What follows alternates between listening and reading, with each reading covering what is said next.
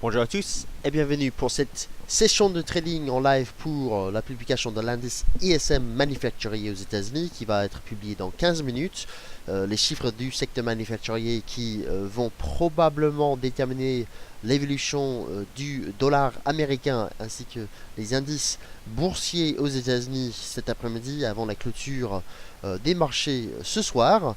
Nous commençons la semaine avec des marchés hésitants parce que ce matin, bien entendu, les indices européens, enfin les marchés boursiers européens étaient fermés, sauf la bourse de Londres qui est toujours ouverte. Aujourd'hui, donc, nous avons les traders à Londres et les traders sur Wall Street qui sont présents et qui vont scruter justement ces statistiques aux États-Unis. L'indice PMI manufacturier de Market, il s'agit du chiffre finalisé pour le mois d'avril, vient de tomber. On va prendre connaissance de cette publication-là. Néanmoins, la vraie statistique à scruter cet après-midi, c'est l'indice ISM manufacturier. Avertissement sur les risques liés au trading. Avant de commencer cette session, sachez que durant cette émission, toute opinion, informations de marché, notes de recherche, analyse, prix et autres notifications ont pour seul et unique but de commenter l'évolution des marchés et ne constituent en aucun cas des conseils d'investissement. Soyez conscient des risques que vous avez sur les marchés financiers, surtout avec des produits de bourse qui vous donnent accès aux leviers, notamment les devises et les produits CFD. Vous devez limiter justement ce levier pour maîtriser votre risque sur le marché. Et la bonne gestion du risque se fait avec deux choses, une maîtrise de levier et des stops de protection. Alors je vois des personnes sur le chat, donc dans la salle de trading en live sur dailyfix.fr, vous avez un chat à droite, vous pouvez me poser vos questions concernant les marchés cet après-midi. On va terminer la semaine en douceur, on va dire, puisque il y avait quand même pas mal de volatilité ces dernières séances. L'euro-dollar qui s'est envolé et qui donc hésite aux alentours des 1,1280 finalement. Nous avons une résistance journalière, encore une fois, pour ceux qui ont assisté à mes deux webinaires ce matin. Résistance 1,1260, c'est la résistance journalière. Et en fait, en dessous de ce niveau-là, on pourrait voir un rebond du dollar US par rapport à l'euro cet après-midi, avec un retour, par exemple, ici, juste après l'indice ISM manufacturier à 1,12. En 1,1215 actuellement cette ligne de tendance. Pour le PMI de Market, il est sorti à 54,1 contre 54,2. Donc en dessous des attentes, il n'y a pas de réaction sur les cours de l'euro-dollar. C'est toutefois quelque chose qui peut, théoriquement parlant, pénaliser le dollar américain. Mais face à l'indice ISM manufacturier dans 12 minutes maintenant, la probabilité d'un mouvement avec cette statistique est, est très faible. D'ailleurs, c'est la même chose avec celle qui va être publiée dans quelques minutes, l'indice de confiance de l'Université de Michigan dans 10 minutes. Dans 10 minutes, qui va être publié à 16 heures. L'indice de confiance de l'Université de Michigan, je vous montre rapidement notre calendrier économique. Ici, attendu à 96 contre 95,9 pour le mois d'avril. Il s'agit de la deuxième lecture de cet indice de confiance qui a été publié il y a 2 semaines. C'était le chiffre préliminaire. 96, donc une meilleure confiance, enfin meilleure morale des ménages aux États-Unis. Voilà, on voit pas forcément de volatilité, même de stratégie de trading possible avec la deuxième lecture de cet indice, mais les deux ensemble vont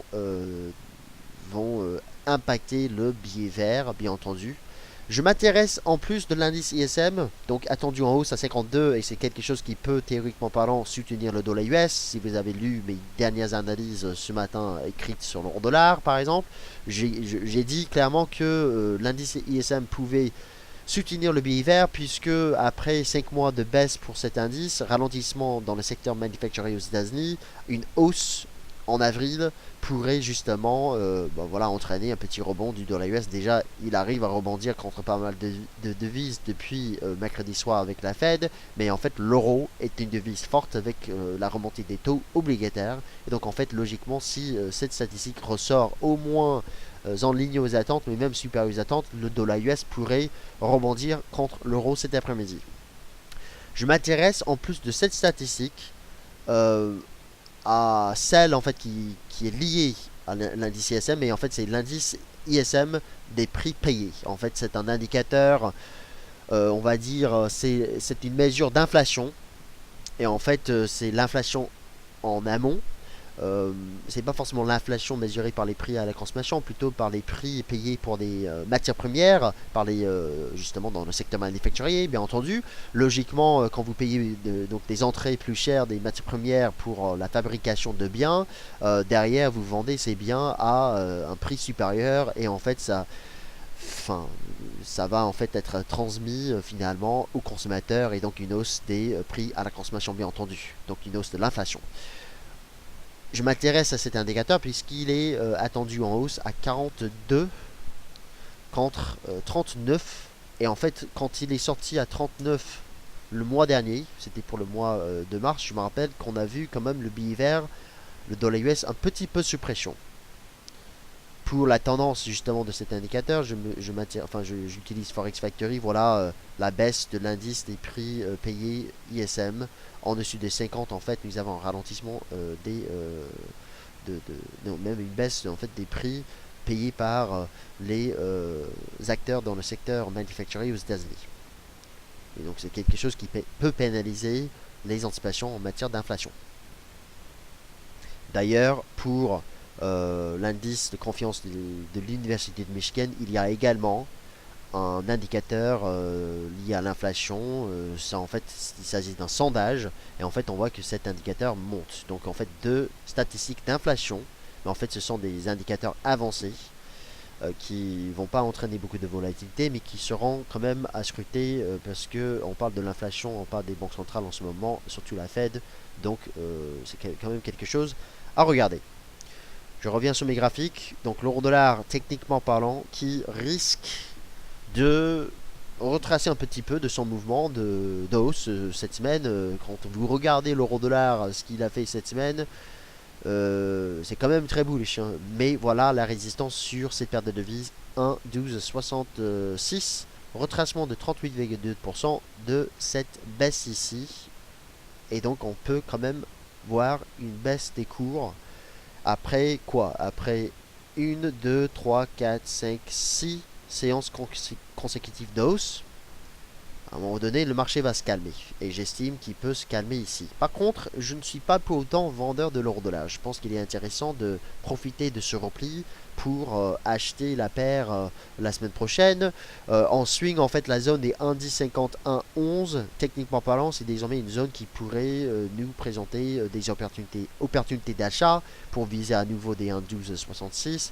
Et ensuite, pour moi, objectif pour le deuxième trimestre, le reste du trimestre 1,15. Mais bon, on n'est pas encore là, et en fait ça veut dire que si les cours finissent par rebondir sur cette ligne de tendance et ensuite casser les 1,12, je sais pas, 80 à la hausse, mais surtout si les cours remontent au-dessus des 1,13 la semaine prochaine, je maintiendrai juste mes prévisions haussières. Voilà. Donc il y a juste un risque de retracement. Je ne suis pas par contre sûr et certain de l'ampleur de ce retracement actuellement. Il faudra voir avec les statistiques. Donc pour les marchés, moi je vais me focaliser uniquement sur l'euro-dollar parce que à vrai dire j'ai étudié uniquement cet actif. Je peux regarder rapidement le SP500 pour voir l'évolution de Wall Street. Donc au début de Wall Street, on est plutôt bullish sur le SP500. Néanmoins, il faudra faire un petit peu attention quand même parce qu'il y avait une alerte baissière hier, et cette zone-là, ça pourrait être une zone de turbulence pour le SP500. Donc on va suivre également la réaction de cet indice sur, avec l'annonce dans maintenant 5 minutes, qui était dans un canal haussier. Après c'est pas très propre maintenant ce canal. Je dirais que qu'une progression au-delà des 2100 points est nécessaire maintenant pour en fait invalider l'alerte baissière donnée sur ce marché hier sur le SP500. Je vais essayer juste rapidement de tracer une oblique ici. Alors peut-être, bon, je ne vais pas garder, mais en gros, il faudra absolument revenir au-dessus des 2100 points. Ce psychologique ici, on voit quand même des pressions baissières juste avant l'indice ISM. Et pour Lansdor, en fait, Lansdor, par contre, il y a déjà un signal de vente en fait sur Lansdor, signal baissier déjà donné. Donc en fait, on est baissier en dessus des 1180 et en fait, on risque de retomber à 1160 maintenant. Donc signal de vente déjà donné, sans aucune statistique nécessaire. Après, si ça remonte en cours de clôture journalier et que ça tient au-dessus des 1175, il faudra en fait couper les ventes assez rapidement parce que voilà, clôture sur support avant le week-end, on ne garde pas des ventes en dessous d'un support avec la clôture des marchés. Donc on attend la statistique, je regarde le chat pour des questions, j'en vois pas. Si j'en vois une pour Lucassan, rapidement, très rapidement, Lucassan qui semble sortir d'un biseau. Non, il n'est pas encore sorti de son biseau. Il est dans un biseau, qui est pas mal. Euh, je change d'avis sur Lucassan, comme vous l'avez constaté, j'ai mis en place une stratégie de vente sur cet indice, alors que je vous ai parlé il y a 2 mois et encore il y a un mois d'une accélération haussière qui est toujours possible, mais on voit le début d'une correction baissière des indices boursiers. Euh, si on retombe en dessous des 6900 points, je pense que Lucas 100, le FTSE 100, va en fait faire un gros piège acheteur et ensuite retomber. À vous de voir en fonction, voilà, le biseau.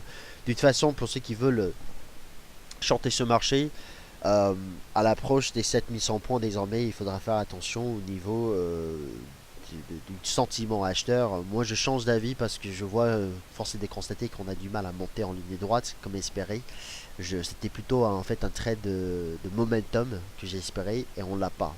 Donc, je change un petit peu d'avis en fonction de l'évolution du marché.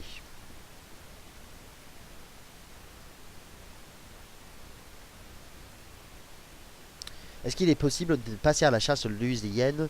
Bon, on a encore 3 minutes avant les statistiques, donc rapidement l'USDN, qu'en est-il? Je suis bullish là-dessus. Alors j'ai perdu mon graphique de l'USDN depuis ce matin, malheureusement. Je vais devoir le refaire plus tard. L'USDN, en fait, on ne peut pas acheter maintenant. C'est trop tard d'acheter maintenant en intraday. Vous avez une résistance à 120. Par contre, en swing, je pense en fait, là, on est en train de donner un signal à confirmer, bien entendu, avec le dépassement de la Kijun journalière sur donc Ishimoku, encore une fois. La Kijun qui est en train de céder. Et en fait, surtout, si l'on dépasse les 120 la semaine prochaine, ou peut-être même avant le week-end, mais surtout la semaine prochaine, on remonte au-dessus du nuage et ça deviendrait bullish alors pour viser les 1002, excuse-moi, des 1200, des 120 plutôt, 120, 70. Je pense toujours à l'or quand je dis 1200. Voilà. Donc là, en fait, l'USDN est bullish, mais on ne peut pas acheter au correction l'USDN.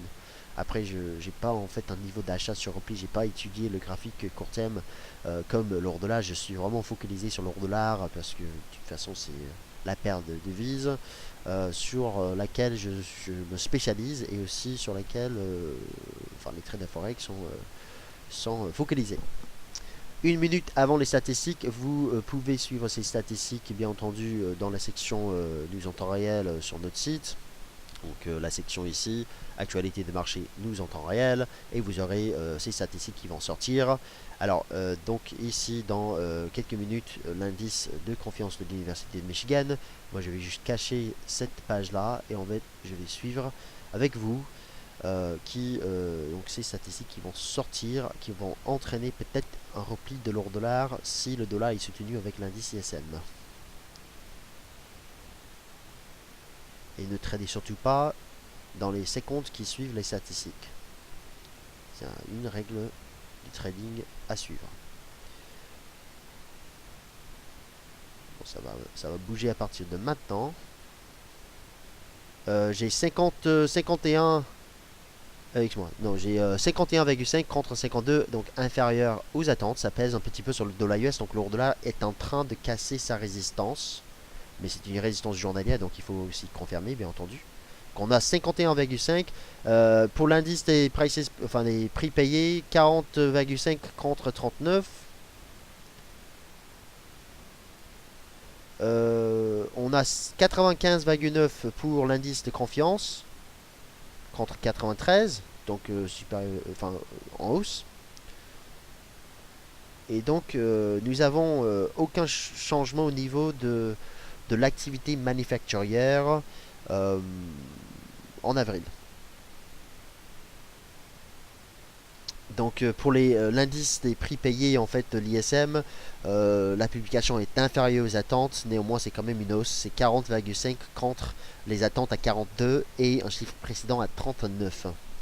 L'euro-dollar qui, donc on voit une hésitation ici, c'est la raison pour laquelle je ne parle pas de signal encore, parce que il s'agit ici d'un niveau technique en données journalières. On voit d'ailleurs la résistance ici. On voit maintenant les prix commencer à se replier un petit peu. Je ne veux pas, je ne veux surtout pas acheter l'euro-dollar après 6 séances consécutives de hausse.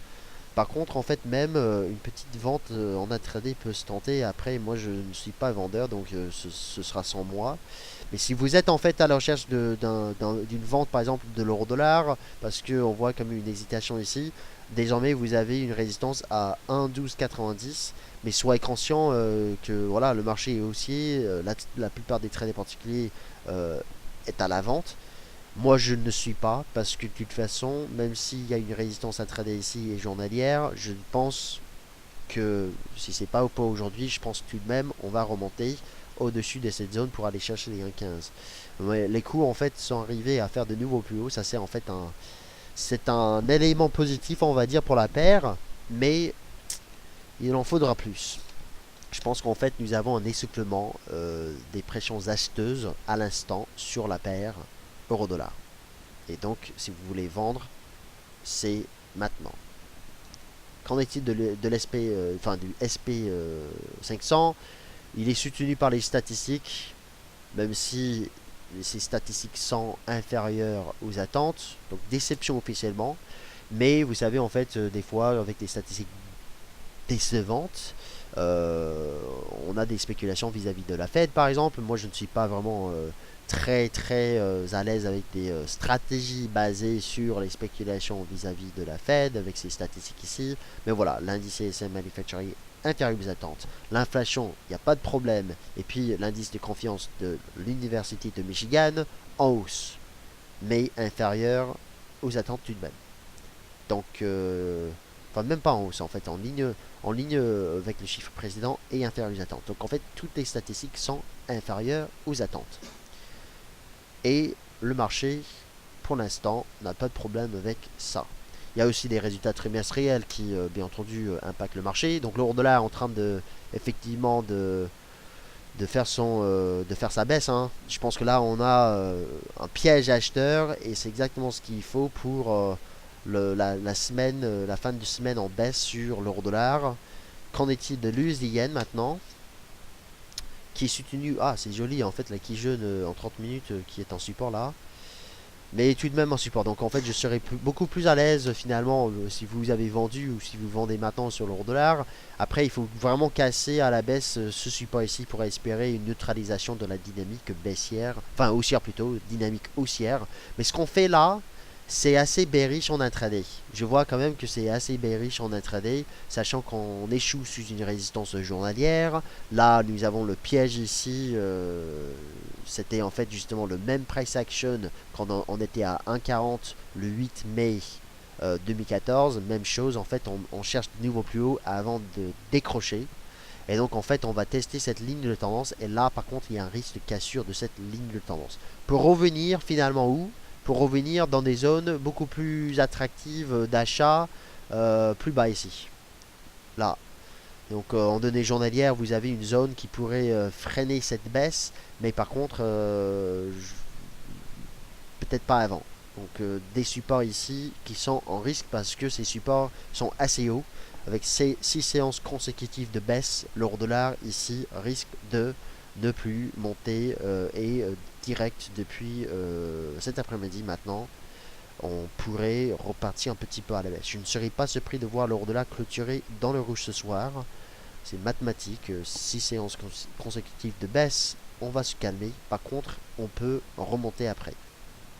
Donc en fait la vente de l'euro-dollar, c'est pas une vente en swing bien entendu, c'était en fait pour profiter de ce piège qu'on voit juste après les statistiques. On vient de perdre quoi? On vient de perdre une trentaine de points, c'est rien du tout finalement, hein. Mais voilà, on va quand même probablement clôturer sous résistance ce soir. Après, il faudra vraiment aujourd'hui casser à la baisse cette ligne de tendance pour espérer déjà un retour à 1,12. À 1,12, les vendeurs en intraday peuvent prendre leur bénéfice avant le week-end sans problème. Si l'on tient cette ligne de tendance par contre, et si vous êtes à la vente désormais, si on tient cette ligne de tendance et on remonte vers les 1,1260, il vaudra mieux juste couper et partir en week-end direct. Donc la vente n'est pas du tout une vente overweek, c'est juste en fait un truc en intraday seulement. Parce que il y avait un piège, et c'est souvent avec des pièges qu'on voit des excès et donc des corrections de ces excès, et c'est le cas en ce moment. Néanmoins, c'est difficile de dire si oui ou non ce support va casser avec des statistiques inférieures aux attentes qui pourtant soutiennent le dollar US. Alors là par contre, j'ai du mal à expliquer, mais je vais pas non plus remettre en question ce que font les traders avant le week-end ici. Voilà. Le câble est plus propre.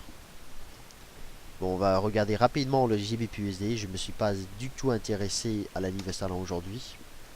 Alors là, effectivement, c'est encore plus bearish. C'est vrai que la livre sterling, le GBP/USD, oh punaise. Là, on est sur la Tenkan, donc c'était l'objectif baissier donné ce matin sur le JBP/USD. Là, on décroche pas mal, hein, quand même. C'est flagrant au niveau de, de la baisse, au niveau des signaux donnés ces dernières séances là. On était très haussier, changement, c'est très propre avec Kishimoku. Même le pullback sur le nuage et décrochage depuis ce matin. Là, par contre, on travaille un gros niveau journalier, c'est la Tenkan journalière avec déjà un niveau ici. C'était ce même niveau qui nous a donné un joli point d'achat avec le PIB britannique et on vient de tout retracer à la baisse. Le dollar US qui commence à rebondir. Donc en fait, si vous avez vendu l'euro-dollar, ça pourrait être justement le destin de l'euro-dollar où on casse à la baisse cette ligne de tendance et on repasse en dessous du nuage pour retomber jusqu'à par exemple un 10,50. Shooting Star en D1. À confirmer, mais on est toujours dans le rouge, dans le vert, il me semble. Toujours dans le vert, donc il n'y a pas de shooting star sur l'ordre-là. Un shooting star, en fait, sera donc une étoile filante en français, sera possible si et seulement si l'on casse, d'après moi, à la baisse cette ligne de tendance et on retombe sur les 1,12 avec quand même une clôture journalière sur les plus bas de la séance ce soir. Bonjour Salva. Question sur le SSI, le Speculative Sentiment Index de FXCM. Est-ce que j'utilise le SSI comme filtre directionnel? Si oui, est-ce que j'ai un niveau critique? Un petit peu oui. J'utilise le SSI un petit peu comme un filtre technique. Waouh, l'euro-dollar est en train de partir à la baisse quand même. Un petit peu donc pour un filtre technique. Par exemple, cette semaine, j'étais plutôt bearish sur le dollar US contre certaines devises. En fait, j'ai regardé le SSI et j'ai vu que les traders particuliers étaient à la vente du GBP/USD et de l'euro-dollar et du dollar australien. En fait, j'ai établi des prévisions haussières sur l'euro-dollar et le GBP/USD surtout. J'avais aussi indiqué comme quoi l'AUD/USD pouvait monter. Après, j'étais pas vraiment dans une stratégie sur cette période de vie cette semaine. Mais en effet, j'ai fait un petit filtre, on va dire. J'ai regardé le SSI. Voici le dernier rapport d'ailleurs qui date de 14 heures aujourd'hui. Et on voit que 75% des traders sont à la vente sur l'euro-dollar, donc 25% à l'achat. Les positions vendeuses sont en hausse de 20,5% depuis une semaine. Les positions d'achat sont en baisse de quasiment 25% sur une semaine. Et l'euro-dollar qui a cassé les 1,09 pour donner un signal d'achat avec un retour jusqu'à 1,1280. Voilà, quasiment 400 pips cette semaine, enfin même on a fait 400 pips cette semaine sur l'euro-dollar, avec une forte volatilité, avec des volumes en forte hausse. Même chose pour le JBPUSD, même si là maintenant par contre ce n'est plus du tout haussier. On avait une majorité des traders à la vente. Et pour l'AUDUSD, c'était la même chose. Mais en fait, ça commence à changer. Donc c'est vraiment neutre sur l'AUDUSD. Et c'est neutre également sur le NZDUSD. Donc c'est uniquement sur l'euro-dollar qu'on voit pas mal de vendeurs. Et par contre, on a un risque de baisse là-dessus à partir de ce moment. À partir de cet après-midi, il y a désormais un risque de baisse sur le court terme, un risque de retracement. J'espère par contre, et ce sera à voir la semaine prochaine avec les NFP surtout, j'espère que ce retracement va nous donner une nouvelle extension haussière, donc c'est-à-dire j'espère qu'on ne cassera pas à la baisse les indices, parce que quand je regarde la livre sterling, ça me donne un petit peu peur d'acheter les replis de l'euro-dollar, parce que là on a quand même fait un double top sur le JVPUSDI et on est reparti très rapidement à la baisse. On est sur un support par contre, un gros support ici en données journalières. On peut espérer une stabilisation du cours et c'est exactement ce qu'on voit ici.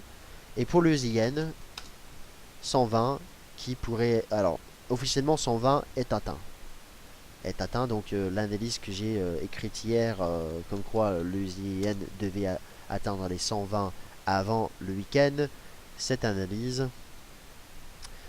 était bonne. Mais le signal, la cassure de la quille jaunière n'a pas été confirmé, mais aujourd'hui on le fait.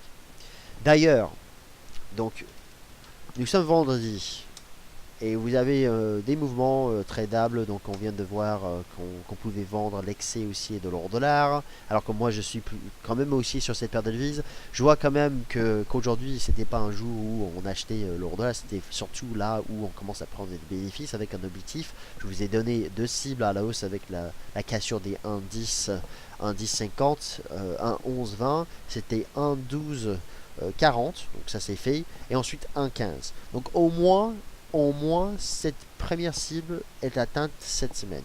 Par contre, il faudra faire attention dès la semaine prochaine parce que le dollar US n'est pas baissier. Contrairement à ce que l'on peut penser, le dollar américain n'est pas du tout baissier. Et en fait, on regarde le Dow Jones FXM US Dollar Index, regardez la mèche que cet indice fait sur un support ici. Il n'est pas baissier. Et en fait, même, ça pourrait être un pullback sur les anciens sommets de 2009. Donc le dollar US n'est pas baissier. Et à vrai dire, l'euro hier était la seule devise, la seule, à gagner du terrain contre le dollar américain. L'euro est fort en cette fin de semaine depuis 2 jours, puisque les taux obligataires en Europe, en zone euro, montent. Donc le Bund, vous avez sûrement lu par rapport au Bund allemand, par rapport à l'OAT aussi, les taux obligataires montent pas mal. Et en fait, c'est avec cette remontée des taux obligataires qu'on voit aussi une surperformance de l'euro. Maintenant, le dollar US n'est pas baissier. Et donc si vous souhaitez acheter l'euro, peut-être qu'il faudra chercher des devises plus baissières. Je vous montre rapidement, juste pour terminer, l'euro yen qui pourrait aller chercher 137, je pense, donc dans les séances qui viennent, et l'euro AUD qui pourrait, je pense, avoir fait un point bas de long terme. Je m'attends à un test à des 1,44 la semaine prochaine. On est à 1,43,20. Cette paire de devises qui a tenu le bas de son range, et là c'est très volatile. Mais bon, je pense que cette paire de devises sera une paire à acheter en mai. Mais après, pour les entrées, j'en ai pas encore. Et même, je sais qu'il y aura peut-être 5 personnes max qui vont se mettre sur cette paire de devises croisées. Mais là, par contre, c'est vraiment quelque chose de très intéressant de voir un range mensuel. Et on tient le bas du range avec 2 tests ici, double bottom. Et maintenant, on pourrait casser les résistances, notamment les 1,44. Voilà, l'euro-dollar en fait était la seule paire haussière hier et on est en train de subir des prises bénéfices, décrochage de la paire avant le week-end. Qu'en est-il de Lance d'Or? On a vu tout à l'heure, il devrait être quand même suppression, donc pullback visiblement sur les 1178 ici, le support là, et on reste suppression. Donc on est toujours bon pour la cassure tout à l'heure. De toute façon là, le fait de voir les cours faire de nouveaux plus bas, on est en train de sortir par le bas du nuage Ishimoku. Si on confirme cette cassure ce soir, et donc il faut aussi être prudent avant le week-end, si on confirme cette cassure ce soir, on risque bien entendu de tomber sur les 1140, 1150, par exemple la semaine prochaine même.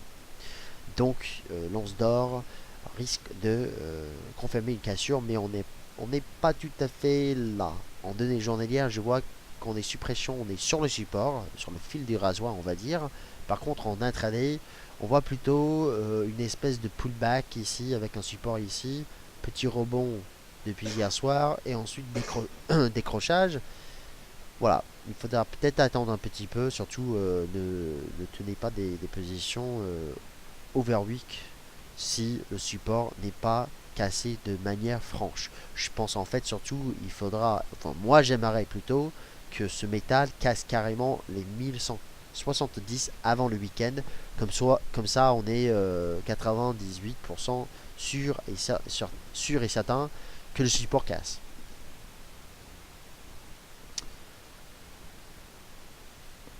Maintenant pour les questions, le yen accélère. Oui, ça c'est la vraie résistance maintenant sur le yen. Dans tous les cas, le dollar, il est soutenu. Bizarrement par les statistiques inférieures aux attentes. Je m'attendais à... Et l'euro dollar, c'est vraiment le point haut ici. J'adore ces mouvements comme ça, en fait, les pièges. C'est les pièges comme ça où le marché tente de casser une résistance, il retente, et là, décrochage. Et il va casser cette ligne de tendance, il va la casser. Et on va retomber dans les nuages et on pourrait en fait tester les 1,12 d'ici peu. Donc pour ceux qui ont vendu, eh bien on est en train de donner des signaux de baisse en intraday, donc c'est très bien. C'est très bien, donc maintenant on va penser à une stratégie de sortie avec des prises de bénéfices à 1,12 par exemple. Peut-être même si on glisse jusqu'à 1,1180 par exemple, pourquoi pas. C'est quand même... ça fait quoi? Ça fait maintenant depuis le moment où j'ai dit on peut shorter, ça fait une cinquantaine de pips. Bon voilà, donc une stratégie gagnante finalement à la fin de cette semaine. On était aussi donc cette semaine et puis maintenant voilà, stratégie de vente en intraday. C'est assez propre. Les cours qui sont en train de franchir la baisse, enfin, casser à la baisse cette ligne de tendance.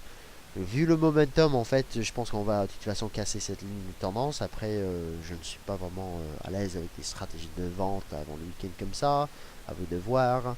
Dans tous les cas, pour ceux qui ont vendu proprement dans cette zone-là, c'est pas mal. Et vous pouvez désormais abaisser vos stops, bien entendu, pour éliminer le risque sur vos trades. Est-ce qu'il y a des gens qui ont vendu? Je vois pas forcément de vendeurs sur le chat. Est-ce que vous pouvez me dire sur le chat si vous avez vendu, juste pour savoir? Ou est-ce que vous êtes toujours à l'achat? Alors, si vous êtes à l'achat au-dessus des 1,12, moi personnellement, à votre place, je couperai les positions là tout de suite, maintenant. Voilà. Est-ce qu'il y a des vendeurs par contre sur l'euro dollar? Le NZD-USD, on me dit qu'il baisse bien. Oui, le NZD-USD baisse depuis la RBNZ, bien entendu.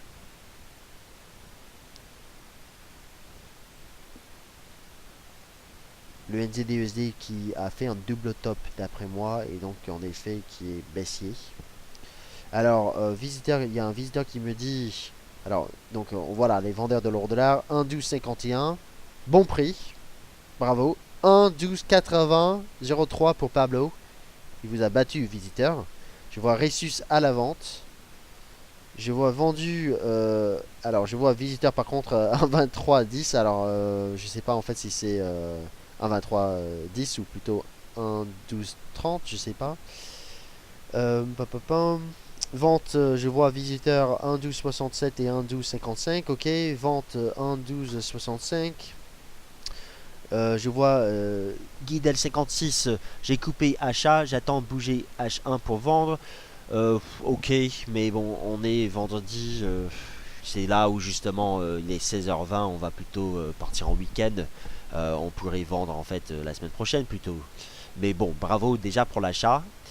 Salva 1,12,56, 1,12,70 pour Benoît 92. Visiteur donc qui corrige sa vente, c'était 1,12,30. Un peu plus bas, mais bon, vous gagnez 15 pips. On va quand même penser à couper les positions bientôt parce que voilà, vous avez des positions gagnantes. Après, c'est pas le trade de l'année. Je vois Domch qui a vendu un 12,72. C'est très bien. Donc il y a des vendeurs dans cette zone-là. C'est très bien. Vous avez un beau timing. En fait, ceux qui ont vendu au-dessus des 1,12,60, c'est un très bon timing. C'était surtout pour comprendre en fait, pour ceux qui débutent ou même peu importe les gens en fait qui ne comprennent pas ne comprennent pas pourquoi le marché baisse avec des statistiques inférieures aux attentes qui devaient logiquement pénaliser le dollar US. Moi non plus, je ne comprends pas cela. Par contre, ce que je comprends, c'est la réaction baissière, la vitesse à laquelle on est parti à la baisse, après avoir piégé les acheteurs juste après la statistique. C'est la raison pour laquelle je vous ai dit, juste après une statistique, on ne traite pas dans les secondes qui suivent, enfin même dans les minutes, mais dans les secondes qui suivent une statistique, on ne traite pas parce que c'est vrai que souvent on a une première réaction qui n'est pas tout à fait la bonne. Et surtout en fait quand vous avez une hausse, mais ce n'est pas non plus une explosion des cours, bah voilà, en fait maintenant on piège. Nous étions sous une résistance journalière, on a essayé de casser cette résistance, maintenant essoufflement des pressions acheteuses. Et en fait c'est avec de tels pièges, lorsque vous avez des statistiques, quand vous voyez de tels pièges, avec des niveaux journaliers, ou même mensuels, ou même hebdomadaires, enfin unité de temps longue, avec de tels pièges que vous pouvez ensuite jouer la correction, donc trader des retournements de tendance. Donc en l'occurrence c'est un cas de figure, un cas d'école même de ce phénomène. C'était le même phénomène qu'en 2014. Donc d'où la raison pour laquelle tout à l'heure j'ai parlé du point haut de l'euro-dollar en 2014, le 8 mai. C'était la même chose l'année dernière pour le sommet annuel de l'euro-dollar avec Mario Draghi. L'euro-dollar qui est parti très rapidement à la hausse pour quasiment frôler les 1,40. On était sous une résistance journalière avant cela. Et en fait, c'était un gros piège. Les acheteurs ici, qui sont entrés sur accélération pour prendre quand même une 50 pips à la hausse, au-dessus des 1,39,50, se sont fait piéger. Et derrière, point haut. Et là, en l'occurrence, c'est le chandelier que nous sommes en train de faire en données 30 minutes. C'est quasiment la même chose. Donc j'avais un sentiment de déjà-vu direct quand j'ai vu les cours commencer à repartir à la baisse là. Visiteur qui me dit avec 3 points d'exclamation, il faut casser les 1,12. Oui, il faut casser les 1,12 effectivement. Je ne suis pas sûr et certain d'avoir ça avant le week-end. Je vois quelqu'un qui me dit, donc Phil Hip qui me dit tout fermé à 1,12,43, donc il a pris ses bénéfices.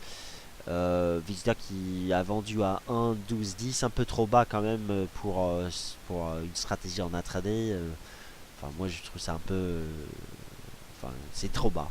C'est trop bas. Top Chef qui nous dit qu'il s'occupe pas du tout de l'analyse des statistiques, mais ceux qui disent les bougies, oui. Alors souvent en fait les statistiques, vous pouvez avoir des réactions un peu bizarres sur le court terme. Par contre en fait c'est l'ensemble des statistiques, donc les statistiques généralement inférieures aux attentes aux États-Unis. C'est le cas depuis maintenant 2 mois. Et en fait force est de constater que depuis 2 mois le dollar US a arrêté de monter. Bon voilà, il n'est pas forcément baissier. Je crois qu'il a bien corrigé cette semaine, mais il a arrêté de monter contre l'euro-dollar. L'euro-dollar en fait ne baisse plus vers de nouveaux plus bas annuels depuis le mois de mars. Visiteur qui me dit, qui me pose la question suivante: peut-on shorter tout de suite l'euro-dollar alors qu'il casse la ligne de tendance? Non. Non, déjà, il faut déjà casser les 1,12 pour une prochaine vente de l'euro-dollar. Et encore là, en fait, nous sommes vendredi, le week-end s'approche. Et il y aura d'ailleurs, il me semble, ce week-end, euh, il y aura en fait des marges qui vont augmenter sur... non, c'est quand? Ah ok, c'était au cas où en fait il y avait... Ah ok, non, donc je ne confirme pas du tout ces informations-là. En fait il y avait un risque de volatilité, donc on risquait en fait d'augmenter les marges, mais c'est pas le cas, donc ok, on est bon. Toutefois on est quand même le week-end, donc on va pas le faire. On va pas vendre l'euro-dollar là avant le week-end, c'était ici, et puis maintenant si ça baisse plus, on prend les gains et on ferme les plateformes et on part en week-end. Alex qui est longue, l'euro-dollar à 1,12 50-60. Un peu osé quand même. Je vois la dynamique. En fait, c'est là où il faut. Enfin, on nous dit souvent de suivre la tendance et on voit que cette tendance elle est haussière. Mais des fois, il faut savoir ne plus suivre la tendance et savoir en fait des fois en fonction des niveaux techniques, en fonction aussi un petit peu des corrélations, il faut savoir aussi euh, prévoir même la cassure ou le changement de dynamique. Et je pense qu'on est en train de changer la dynamique de court terme sur l'euro-dollar. Euh, et donc je ne suis pas à l'aise avec un achat, surtout avant le week-end. De toute façon, pour des positions achat et vente en swing, ou voilà, vous vendez maintenant ou vous achetez maintenant, à un prix qui n'est pas très attractif ni à l'achat ni à la vente, ce serait peut-être attractif à la vente si et seulement si on casse vraiment le prochain support à 1,12. Euh, vous avez le temps la semaine prochaine pour chercher les entrées. On va pas se forcer la main euh, à, à entrer sur le marché alors qu'il n'y a peut-être pas grand-chose à faire à ce prix-là. C'était il y a quoi? Il y a 20 minutes maintenant qu'on avait quelque chose à faire sur l'euro dollar et effectivement on voit que ça a bien fonctionné. Maintenant, personnellement, si moi j'arrive là et je vois les cours commencer à baisser, je me dis ah j'ai envie de vendre. Personnellement, moi, je ne vends pas du tout l'euro dollar ici, surtout avant le week-end. Voilà. Et les indices, VAT qui me dit et les indices. Eh bien, ah ok, visiteur qui nous dit qui clôture sa vente à 1,12,10. Ok, très bien. Donc visiteur qui a clôturé sa vente à 1,12,10, il n'a pas vendu sa vente à 1,12,10, il a vendu à 1,12,68. Très bien visiteur. En fait, il est impossible pour ceux qui sont dans la salle de trading en live, il est impossible que je sache à qui je parle quand vous ne mettez pas de quand vous ne mettez pas de voilà, vous voyez ça en fait, vous voyez visiteur, visiteur, visiteur en fait, c'est quand vous entrez une question et vous envoyez, et moi je vois cela, et en fait c'est toujours visiteur qui sort sur le chat. Donc mettez votre nom, mettez, je sais pas, même un nom, peut-être même pas le vôtre, mais mettez un nom. Comme ça je peux savoir plus ou moins à qui je parle quand je vois des commentaires. Pour les indices boursiers, donc VATH, qui est un membre de notre forum, qui était d'ailleurs dans nos bureaux hier. Euh, le SPX 500 qui reste bullish. Donc là, on est en train de remonter vers la Kijun, en train même de tester la Kijun. Non, excuse-moi, je dis n'importe quoi. Qui est en train de tester la Tenkan plutôt, après avoir testé la Kijun hier. La Tenkan, donc, qui est à 2101 points et qui limite la hausse pour l'instant. J'ai plutôt un billet neutre sur les indices US, mais là je vois quand même qu'après la correction, on donne plutôt des signaux positifs. Donc il est possible en fait qu'on remonte au-dessus des 2100 points pour invalider l'alerte baissière donnée hier. Voilà, donc vous voyez ici, à partir de 15 heures là, vous avez donc depuis l'ouverture de Wall Street, surtout juste avant et puis avec l'ouverture de Wall Street, nous avons déjà désormais une dynamique plutôt haussière sur cet indice. Et donc probablement un risque de dépasser les 2100 points. C'est ce que je vois en intraday. Pour l'US 30, c'est la même chose. Oui, bien sûr, c'est la même chose parce que ces deux indices sont très corrélés. Mais oui, voilà, donc le Dow Jones, il fait la même chose, il change de dynamique sur le court terme. Euh, je dirais peut-être au pif, hein, au pif, 18 030 points pourraient être atteints. Par contre, en fait, les 2100 points sur le SPX 500, ce sont les 18 000 pour le Dow Jones. On voit quand même quelques signes d'hésitation quand on essaie de monter. Voilà, je suis neutre dessus. J'ai pas d'entrée. De toute façon, moi, je ne suis pas euh, ni analyste ni trader en intraday sur les indices boursiers. Donc c'est la raison pour laquelle moi j'ai pas probablement pas la bonne stratégie à vous proposer sur ces indices. Je vois juste ce qu'on fait et puis voilà. Je n'entre que sur des niveaux techniques journaliers, hebdomadaires sur les indices boursiers américains surtout. Et donc en fait on n'en a pas dans les zones actuelles, d'où la raison pour laquelle je j'ai pas d'avis là-dessus.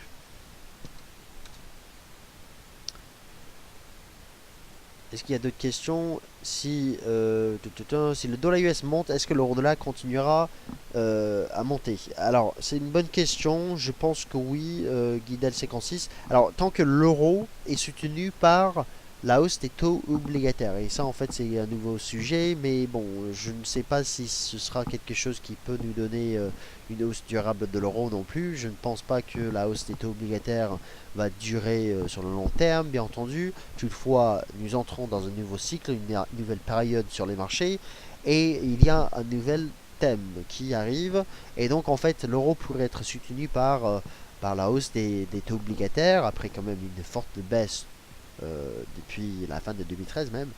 Euh, si le dollar US continue à grimper, l'euro dollar logiquement va, avec un euro qui est soutenu par les taux, va être plutôt neutre. Par contre, l'euro AUD pourrait monter davantage si le dollar australien est sous pression. Donc je serais plutôt à la recherche des achats de l'euro face à des devises sous pression. L'euro yen, l'euro AUD, je ne sais pas pour l'euro CAD, mais bon, c'est par là. D'ailleurs, pour le CAD, l'UZ4 doit être en train de donner son signal. Oui, ah oui, voilà. Donc je vous ai parlé d'un signal haussier au-dessus de la Tenkan journalière ce matin durant le morning meeting. Et là, il est en train de le faire. Ishimoku qui nous donne un signal à confirmer quand même, bien entendu, mais un signal pour remonter vers les 1,23. Voilà, c'est pas mal. Avec cette ligne de tendance sur cette paire de devises ici. Finalement, je l'avais un peu plus bas. Et sachant qu'on a fait un doji là, voilà, ligne de tendance, ça, il se peut que ce soit un point bas. Hein. Il se peut que ce soit un point bas comme avant. Donc la tendance haussière primaire, secondaire, et peut-être même on est en train de remonter. Donc le dollar US, la correction elle est faite. Je vois pas mal de paires de devises qui changent de direction sur des niveaux clés. Il n'y a que l'euro dollar qui semble pouvoir monter davantage. Toutefois, il faudra faire attention si le dollar US reste bullish la semaine prochaine avec les NFP, surtout vendredi, donc 8 mai.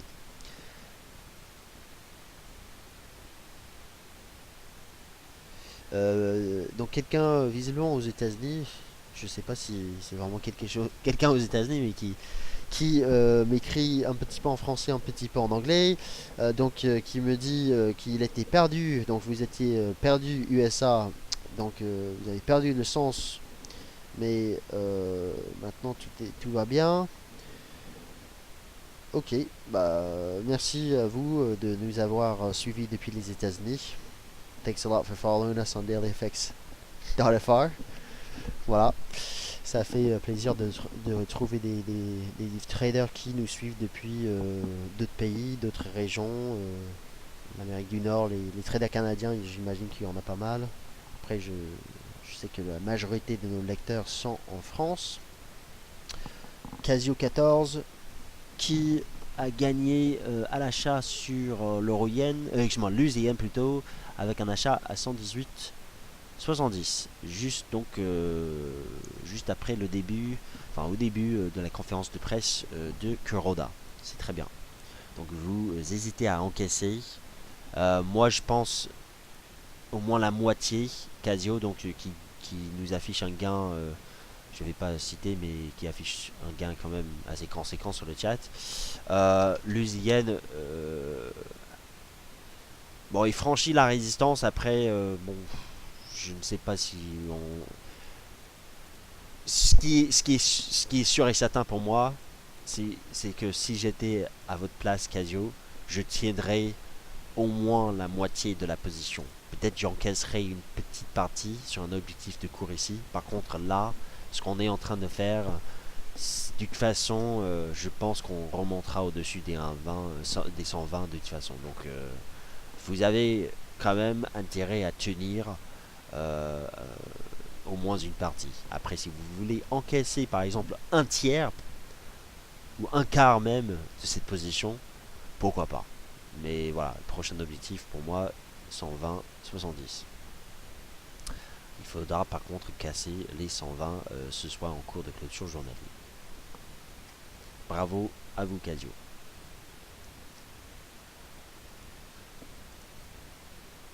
Donc il y a des acheteurs du dollar US, je vois donc VAT qui me dit il est à la vente du JBP USD, du NZD USD, de l'euro dollar, achat UK 100 et Nasdaq 100. Ok, bah a priori VAT, vous êtes dans le bon sens sur la plupart de ces actifs. Alors après, je ne sais pas en fait à quel prix, ça dépend. Je ne sais pas si vous avez pris toutes ces positions là à l'instant, mais dans tous les cas, et en effet, le dollar commence à remonter pas mal.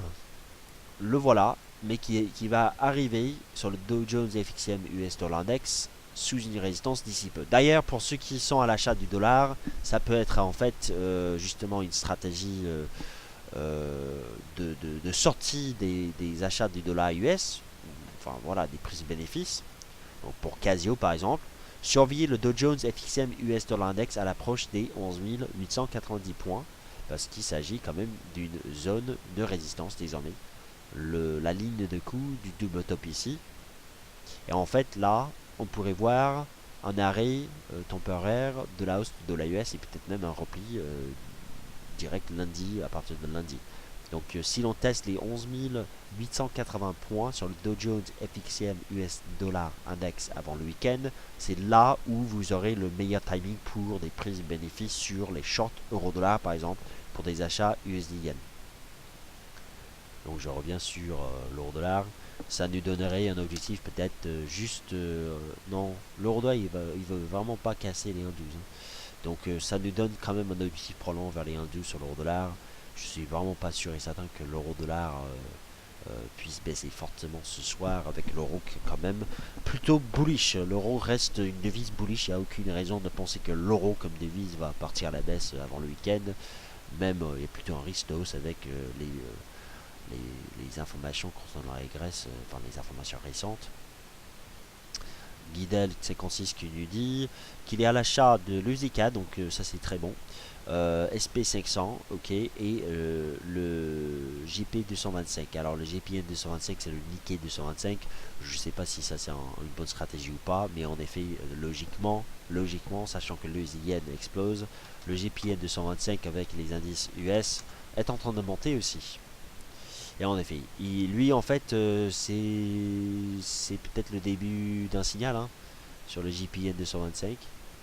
Donc ça c'est assez propre comme configuration en intraday, avec une accélération possible s'il remonte au-dessus des, on va dire cette zone là, 19 660, 19 680 points, 85 même, je pourrais en être sûr et certain.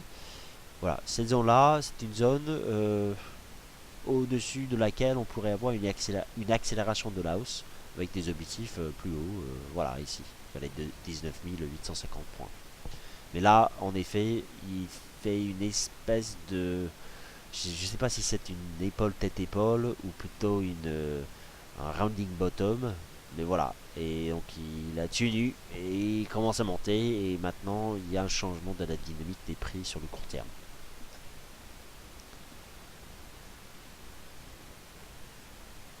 Alors je vois un graphique de Ressus qu'il a essayé de poster ce matin et j'ai pas pu justement montrer à tout le monde durant le morning meeting. Désolé Ressus pour cela. Voici son graphique. Je ne sais pas ce que Ressus veut nous dire toutefois. Je suis désolé Ressus. Tu es un meilleur analyste que moi. Je ne sais pas en fait ce que dit ton graphique en fait. Mais dans tous les cas, tu es bel et bien à la vente et tu gagnes donc 16 pips. Enfin, c'était avant la baisse. Est-ce que tu peux peut-être nous expliquer un petit peu sur le chat rapidement ce que l'on voit ici? C'est la résistance ici, je vois un niveau de Fibonacci, il me semble. Mais je sais pas en fait de quoi il s'agit. Je pense que c'est une expansion de Fibonacci ici. Difficile de dire.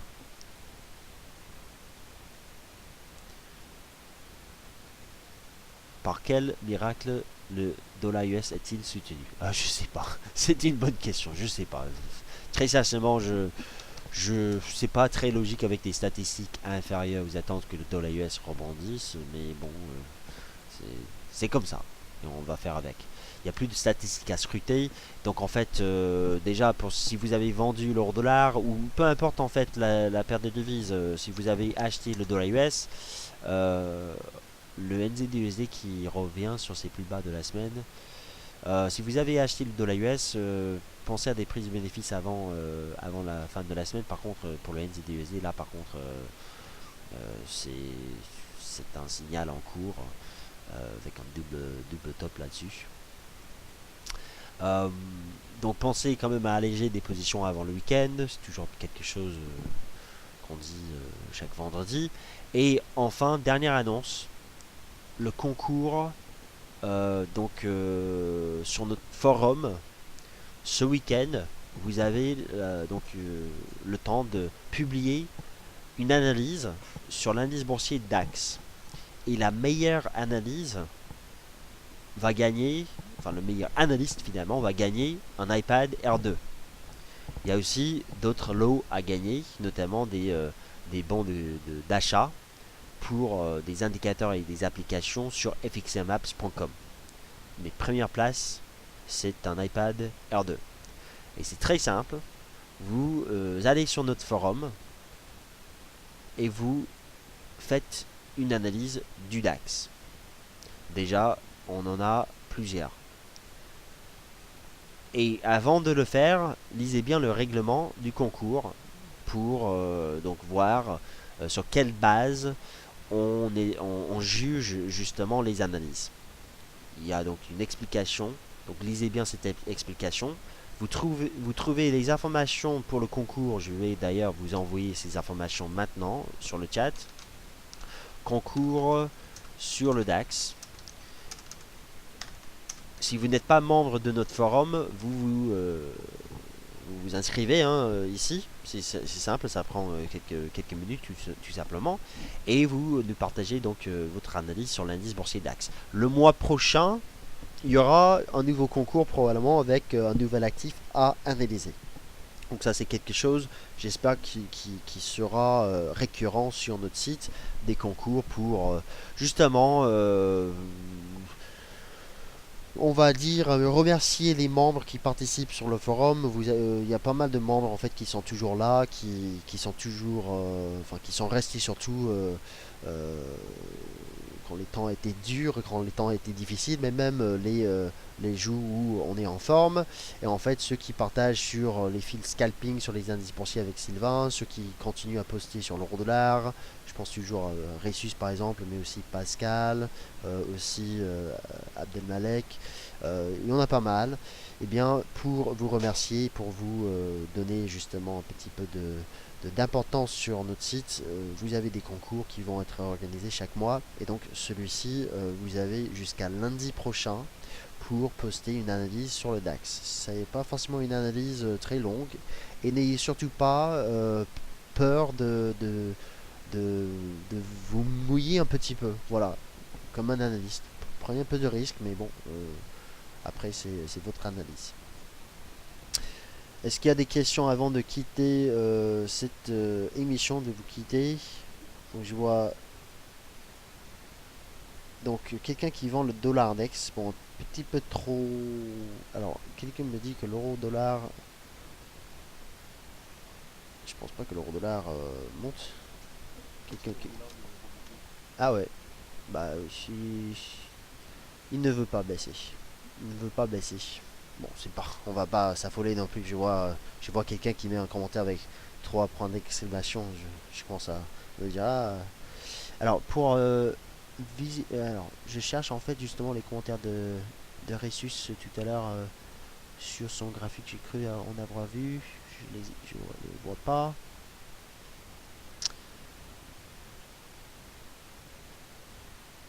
Olivier qui me pose la question suivante. Du coup, sur le NZD USD, je ne vendrai pas avec le week-end si le support casse. Non, parce qu'il y aura la semaine prochaine. Il faut savoir quand même, il faut savoir attendre. Il faut savoir, voilà, il y a du temps. NZD USD, donc elle est, elle en est où, Karen Pelwad? Bah, il faudra lui poser la question, Crani. Je pense en fait, de toute façon, Karen, elle avait acheté il y a longtemps, hein. Elle avait acheté, je pense, il y a 2 semaines. Donc en fait, elle avait déjà une position gagnante. Après, maintenant, elle gère la position avec le stop, bien entendu, remonté, logiquement. Après, logiquement, aujourd'hui, elle se dit attention, on casse la qui jeune journalière et donc on arrête d'acheter. Voilà. Logiquement. Après, il faudra lui poser la question. Crani qui me donne une petite explication au niveau du graphique de Ressus, c'est de l'héliotisme. Oui, je ne suis pas héliotiste. Après, moi, je sais uniquement les 5 vagues. Tout ça, en fait, je ne maîtrise pas. J'avoue, j'ai pas du tout peur de vous dire, je ne maîtrise pas en fait les A, B, C, D, E, X, Z. Je sais pas. Un peu. Moi, j'y crois pas de toute façon. En fait, c'est pour ça. Je n'y crois pas. Par contre, les 5 vagues, pourquoi pas. Il Ressus en fait nous propose. Je vois maintenant un 2 3 4. On est en train de faire le 4 et en fait, lui, il vend pour jouer la 5. Ok, je vois ça maintenant. J'ai compris maintenant. Donc ça, c'est le graphique de Ressus qui vise donc les 1,02 avec les expansions de Fibonacci. Ok, enfin j'ai compris. J'avais pas vu en fait le 1, 2, 3, 4, 5. Maintenant je me situe dans ce graphique et il vend donc la 5. Enfin, il vend la 4 pour jouer la 5 plutôt.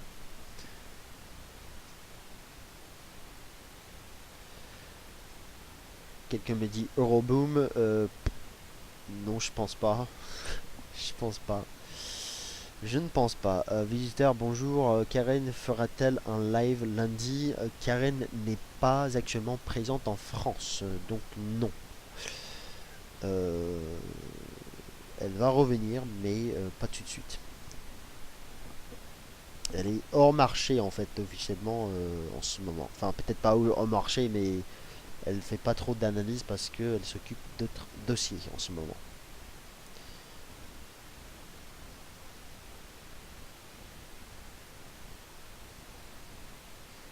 Donc voilà, pour le concours, encore une fois, pour finir, nous serions très contents que tout le monde y participe.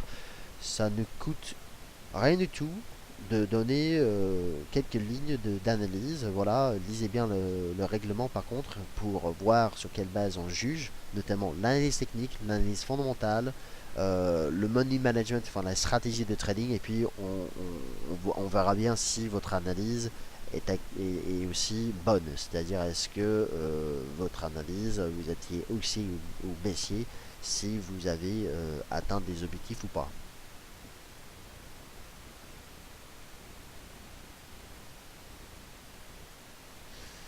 Donc je vais juste terminer avec le chat parce qu'il y a beaucoup de commentaires, c'est très bien. Georges qui me pose la question suivante: quels éléments soutiennent le dollar US? Cette semaine, en fait, il n'y a qu'un seul élément que je vois qui soutient le dollar US, c'est le statu quo de la Fed. Les opérateurs qui se disent bon, ok, voilà, la Fed en fait maintient justement le statu quo, donc il n'y a pas de changement de ton employé par la Fed, malgré les mauvaises statistiques. C'est quand même un signe comme quoi la Fed euh, compte relever ses taux d'intérêt. Mais bon, après, on a baissé pas mal ces dernières séances sur le dollar US. Il y a une réaction technique sur un support et on remonte vers un support déjà cassé sur le dollar index. Donc on verra bien.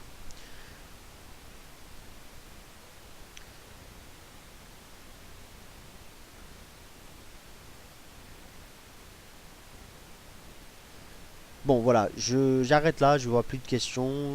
Il y en avait pas mal, c'est bien, c'est très bien. Je vous remercie de votre présence sur l'Elifix cet après-midi pour aujourd'hui. Donc, jour férié sur les marchés européens, mais le marché US et le Forex cote, hein. Euh, Ce soir, il faudra penser à alléger des positions avant le week-end, comme d'habitude. Et on va se retrouver dès lundi prochain pour les prochaines aventures sur Daillyfix.fr sur les marchés financiers avec des indices boursiers européens qui recotent dès lundi matin. Voilà. Merci à tous, bon trade et à la semaine prochaine.